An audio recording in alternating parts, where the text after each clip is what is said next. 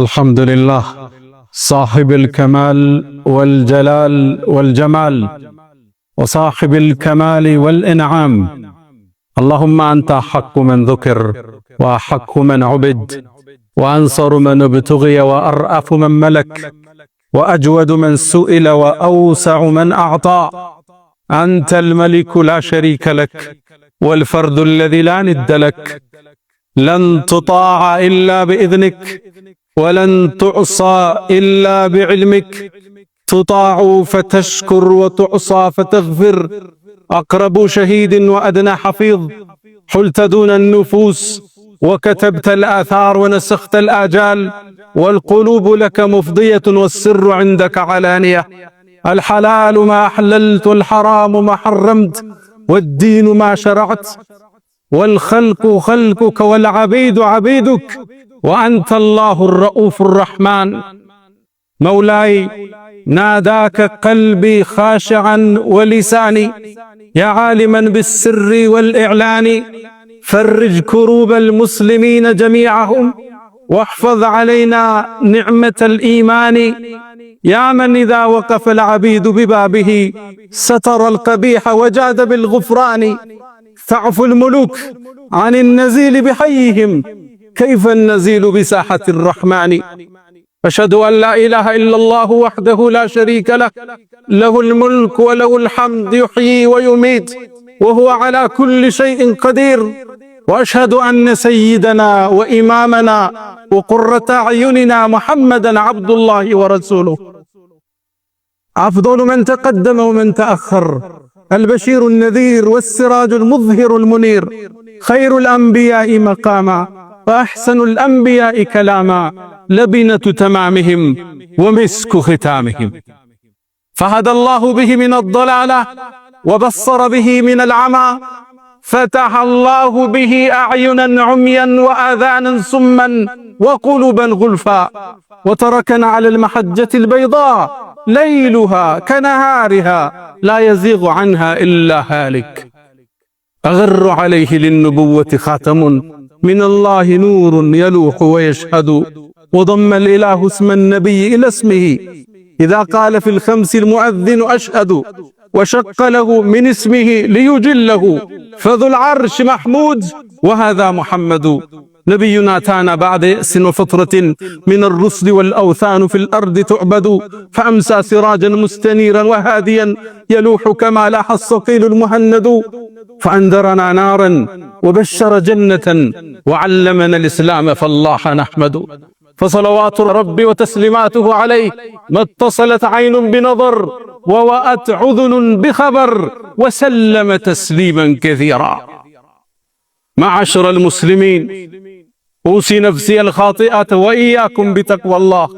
ولقد قال تعالى: ولقد وصينا الذين أوتوا الكتاب من قبلكم وإياكم أن اتقوا الله، يا أيها الذين آمنوا اتقوا الله حق تقاته ولا تموتن إلا وأنتم مسلمون. يا أيها الذين آمنوا اتقوا الله وقولوا قولا سديدا يصلح لكم أعمالكم ويغفر لكم ذنوبكم، ومن يطع الله ورسوله فقد فاز فوزا عظيما.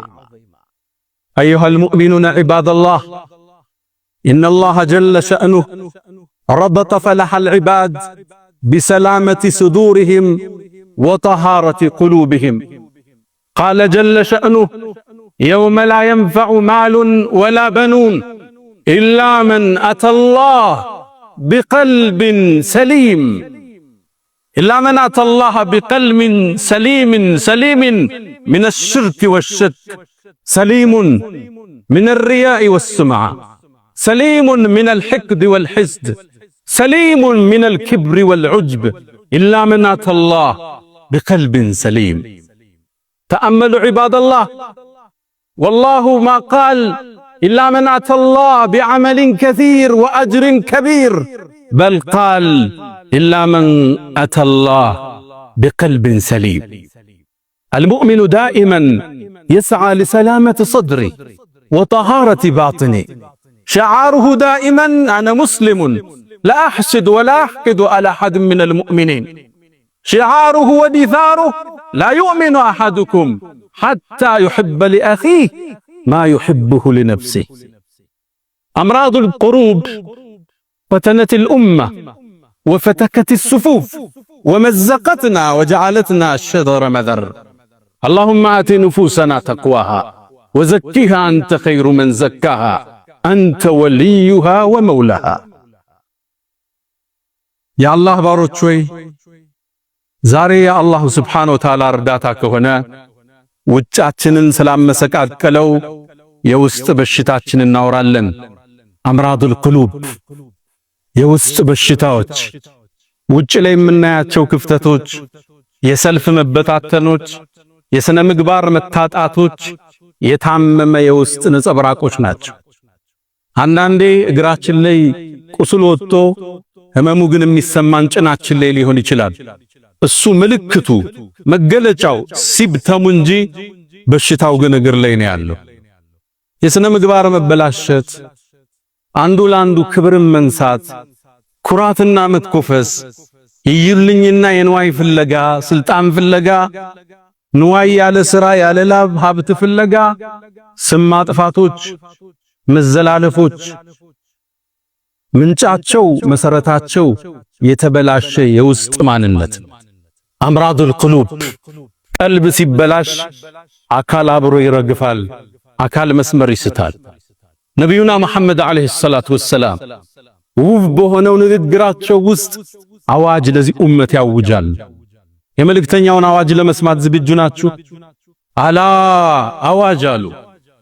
ወኢነ ፊል ጀሰዲ ሙድገተን በአንድ ሰው አካል ውስጥ አንዲት ቁራጭ ስጋ አለች።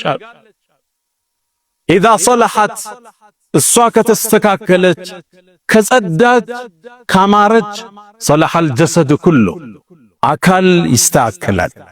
አፍ የሚናገረውን ይመጥናል፣ ብዕር የሚጽፈውን ያስተውላል፣ እግር የሚራመድበትን ያስተውላል፣ እጅ ሌላውን አልፎ አይጎዳም፣ ሌላው ላይ አይጽፍም፣ ሌላውን አይተችም። ኢዛ ሰለሐት እሷ ከተስተካከለች አካል ይስተካከላል።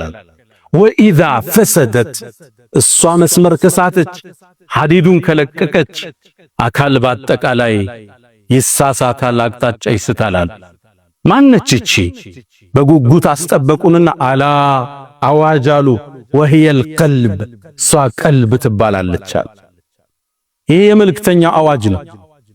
ነገሥታቶች ሁሌም አዋጅ ይላሉ። የነገሥታቶቹ ሁሉ አናጅ ነቢዩ መሐመድ ዓለይሂ ሰላቱ ወሰላም ለዚህ ኡማ አዋጅ ይላሉ። አላ አዋጅ ወኢነ ይሄ ተውኪድ እንለዋለን። ኢንፋሲስ ሰጡት፣ አጠነከሩት። ምንድነው? ትኩረት ሊስቡ ነው። አተሙበት። አካል ውስጥ ቆራጣ ስጋለች። እሷ ከተስተካከለች አካል ይስተካከላል። ያልተስተካከለው ቀልባችን አካላችን ይዞት ወረደ። ለመለያየታችን መነሻም መድረሻም እሱ ሆነ። ለመጠፋፋታችን መሰረት እሱ ሆኖ አለፈ። የውስጥ በሽታ ማከም በዚህ ኡማ ላይ ያስተዋልነው ክፍተትን ልብ አልነ ታዘብነ ብለን ነበር ባለፈው። አሁን ዳግም ታዘብነ። ከዛ በኋላ ለካ ብዙ ነገር መስመር ተስቷል። ለካ ብዙ ነገር አቅጣጫ ተለቋል። ተናጋሪው ማዳማቸው የውስጥ ሕክምና በተቅዋ ውስጥ ማነጽ ቀልብ ካለባት በሽታ ከኩራት ከመኮፈስ ከይዩልኝ ከስሙልኝ ከሂስድ ከሂቅድ ከነዚህ ሁሉ ካላጠራ ነው የኛ ሰልፍ ህያው አይሆን። ዛሬ ታዲያ ምን ጀምረው ከቀልብ በሽታ ዋና በሆነው እንጀምራለን። ሂስድ በምንለው ሂስድ ምቀኝነት፣ አንድ ሰው አላህ የሰጠውን ጸጋ እንዲወገድበት መመኘት ማለት ይሄ በሁሉም የህይወት እርከን ውስጥ አለ። ነጋዴ ነጋዴው ጋር፣ ዓሊሙ ዓሊሙ ጋር፣ ቤተ ዘመዱ ውስጥ፣ ጓደኛ ጓደኛ ጋር፣ ወይ በዘሩ ወይ በሥራው ስኬቱ ወይም በውበቷ ወይ ስኬታማ በሆነው ትዳሩ ወይ በሚያምሩ ልጆቹ በህይወት ስኬቱ ሂስድ ሊገባው ይችላል። ይሄ እንድንጀምር ያስገደደን ሰማይ ላይ ወንጀል ሲጀመር በዚህ ስለተጀመረ አደምን አላህ ሲፈጥረው አለይሂ ሰላም ገና ተክለ ቁመናውን አቁሞት በጣም በሚያምር ተክለ ቁመና ሲያስተካክለው ተወው አላህ አቁሞ ሸይጣን መጣ ይላሉ ነብዩ አለይሂ ሰላቱ ወሰለም። አደምን አካሉን ይዞረው ጀመረ። በውስጡ ይገባል፣ በውጭ ይወጣል፣ ያስተውለዋል።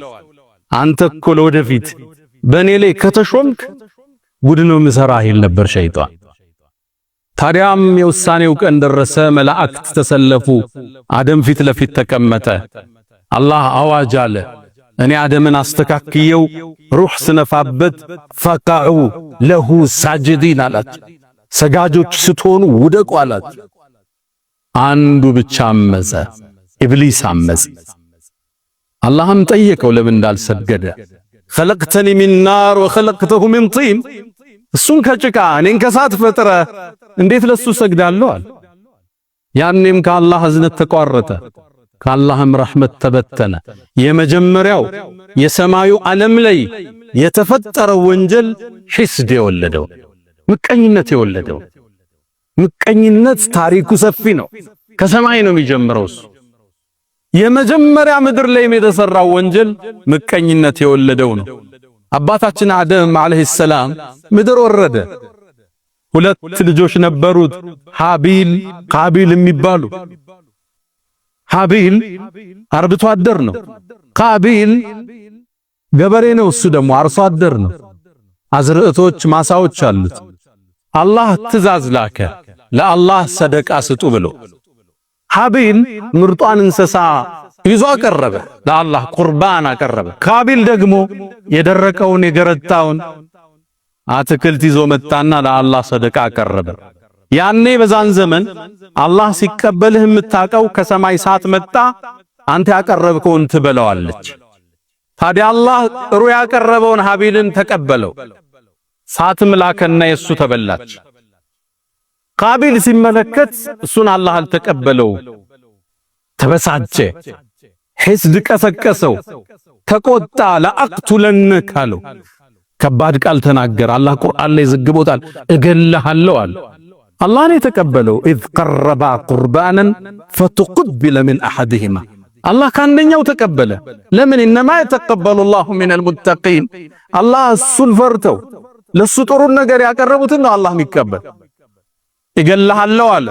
ለምን ነው የምትገለኝ? አላህ እኔን ስለተቀበለኝ ነው።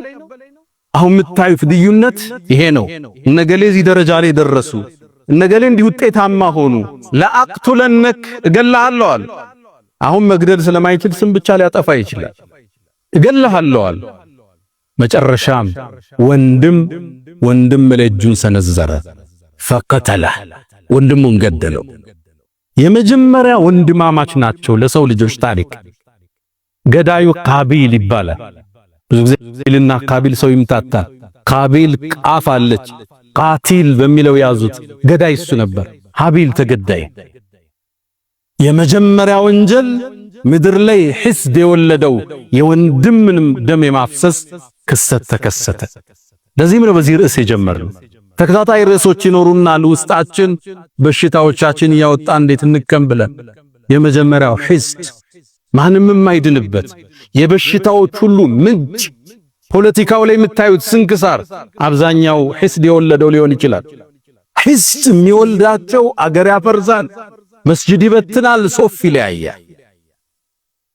ሒስድ አላህ ይጠብቃል። አላህ ውስጣችን ያጽዳው። እንኳን ለኛ ለነቢያት ልጆች ሒስድ አልተመለሰም። ነቢዩላህ ዩሱፍ አለይሂ ሰላም አባታቸው ነብይ ነው፣ አያታቸው ነብይ ነው። ቅድም አያታቸው ነብይ ነው፣ ኢብራሂም፣ ኢስሐቅ፣ ያዕቁብ። ልጃቸው ዩሱፍ ይባላል። ዩሱፍ አባቱ ያዕቁብ ዘንድ በጣም ተወዳጅ ነበር። ሲያዩት ቆንጆ ነው ዩሱፍ። የቁንጅናን ግማሽ ነው አላህ ከሱ ላይ ያስቀመጠ።